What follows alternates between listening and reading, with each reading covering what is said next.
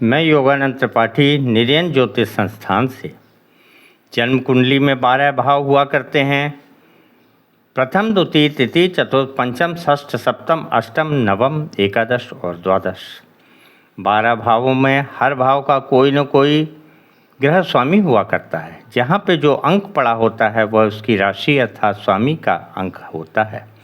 प्रथम भाव हमेशा यही रहेगा।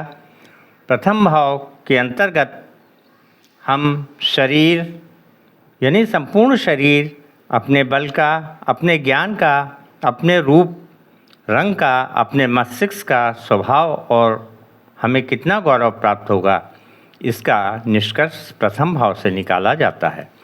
द्वितीय भाव के अंतर्गत धन, संपत्ति, वाणी, जिह्वा अर्थात जीव, पड़ोसी और पड़ोसियों से संबंध, कुटुंब भाव से और कुटुंब भाव से संबंध तथा दायां नेत्र द्वितीय भाव से देखा करते हैं।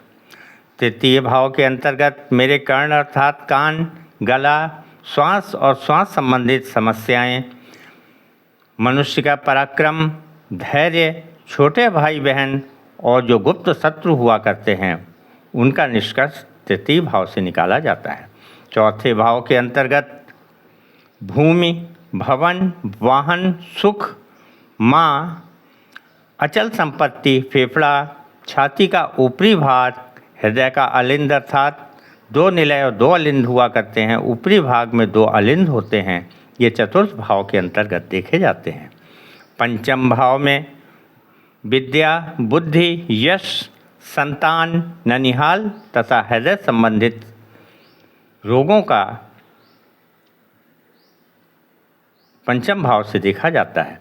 षष्ठ भाव के अंतर्गत शत्रु, रोग, ऋण, मुकदमा, उदर का अर्थात पेट का ऊपरी भाग और दुख आदि ये षष्ठ भाव के अंतर्गत आते हैं। सप्तम भाव से जीवन साथी अर्थात लाइफ पार्टनर, पति या पत्नी, वासना, दैनिक व्यवसाय अर्थात जो हम दैनिक व्यवसाय रोजगार किया करते हैं उसका, अपने साझेदार यानी किसी धंधे में जो पार्टनर हुआ करता है उसका, मनुष्य की जन्नेंद्रियाँ और प्रत्यक्ष में जो शत्रु हुआ करता है उसका विवेचन 7वें भाव से किया जाता है।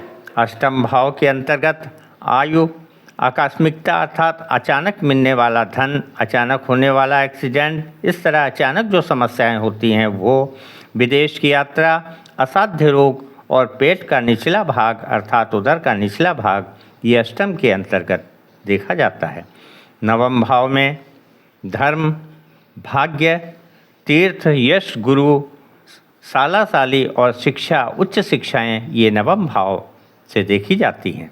दसम भाव में पिता, कर्म, पद, राज्य, अधिकार और प्रतिष्ठा आदि ये दसम भाव से देखी जाती हैं।